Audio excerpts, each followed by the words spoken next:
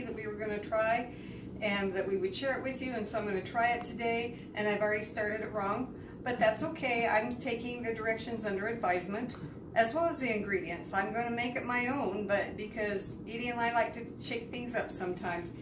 Anyway, what it said was to saute the onions and the garlic and then add the beef. As you can see, I already put the beef in here.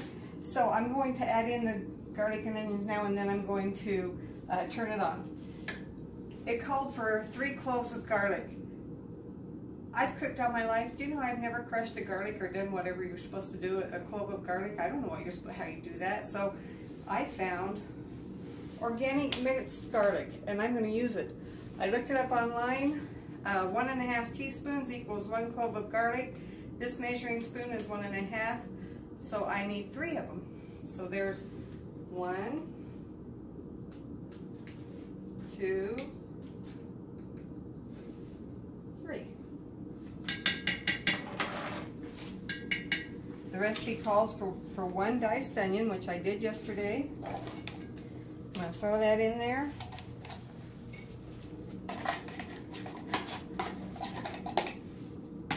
And then it says to just fry this up. So I'm going to do that. And while that's frying,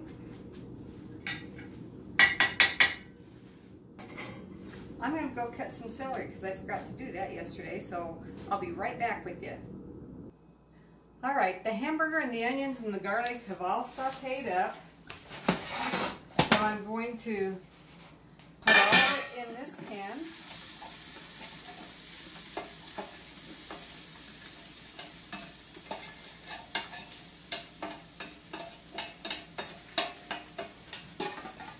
By the way, this is a crock pot meal, but because I'm tweaking the recipe for Edie and me, I don't think it would fit in our brand new crock pot that we just bought.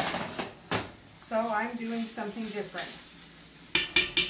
So I put all that in there, and then the recipe calls for 1 diced green pepper and 1 diced red pepper, but I just bought a bag of frozen because, you know, why not? And then the recipe calls for 1 cup of carrots. Whatever. It's just a suggestion. We're taking the instructions under advisement. And 1 cup of celery. I went ahead and did 2. And then it calls for, and when I can, I always buy organic, a 28 ounce can of crushed tomatoes.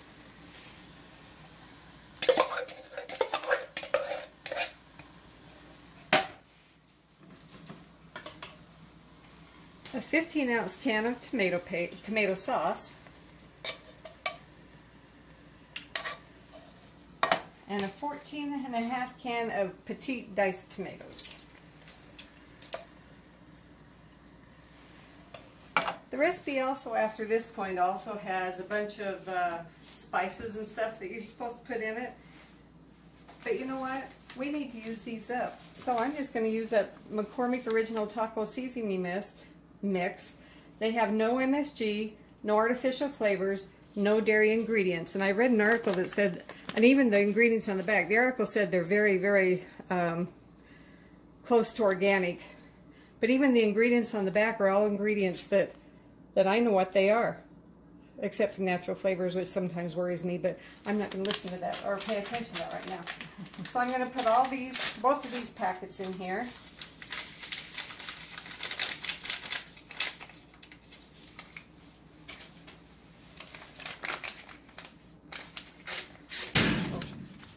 And Edie's going to kick the stove. And then I'm just going to stir this up. Oh, maybe. I think it's awesome. Oh, dear. What I know is that it will freeze really well. Also, while I'm doing this, the recipe calls for 2 pounds of ground beef. But Edie and I like to cut our meat consumption with beans and things like that that aren't meat. And the meat that I did use was organic grass-fed ground beef that was 93% meat, 7% fat. And so anyway, towards the end of this, when it gets all through simmering up and cooking, I will add some black beans to it. And who knows what else I'll add. We'll have to see. I may have to add a little bit of water to this. We'll see. Yeah, I think I'm going to have to add some water to this. So you just stay right here while I go get some water. Alright, I'm going to add in a whole thing. Well, maybe not a whole thing. Let me stir it up and see.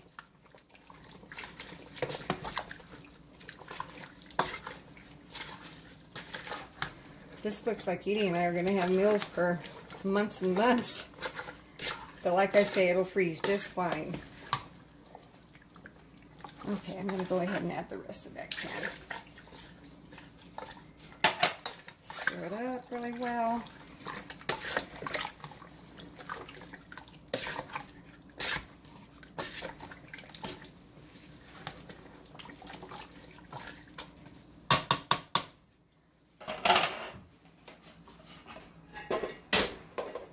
Move all this over here. Then I'm going to turn this until it starts to boil, and then I'm going to bring it to a simmer, and I'm just going to, like I say, I'm playing this recipe by ear. I didn't totally follow the ingredients. Oh, the name of this recipe is crock pot chili. It's a paleo recipe. It's not in a crock pot, and I added way more vegetables than they did, or than they recommended. I added different seasonings. So it's just a stovetop kind of chili recipe, I guess. But anyway, I'm going to bring this to a boil, and then I'm going to turn it down and simmer it. And then when I get to the point that I'm adding more ingredients at the end of it, then I'll be back. All right, this has been simmering for about 2 hours, and it's looking pretty good. But now I'm going to add another ingredient that wasn't called for in the original recipe, or 2 ingredients. I'm going to put in a whole bag of frozen peas. And I'm putting in 2 cans of black beans.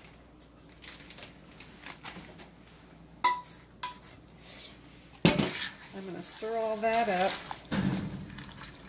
And I'm going to kick the stove again. And Edie's going to kick the stove again. And I'm going to let that simmer for about 10 to 15 more minutes, and then we'll come back and taste it. We'll see if we like it. It looks really good. It's really good. But we like lots of veggies, so anyway, we'll be back in just a few minutes. This is looking really good. I'm just going to give it a quick stir.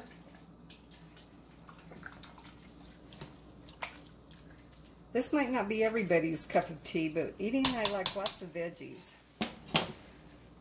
I'm going to just try a little bit of it. It's hot.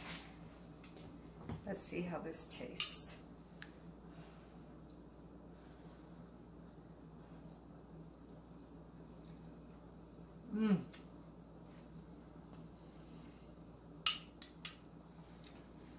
That is really good. You can eat this plain, put it over rice.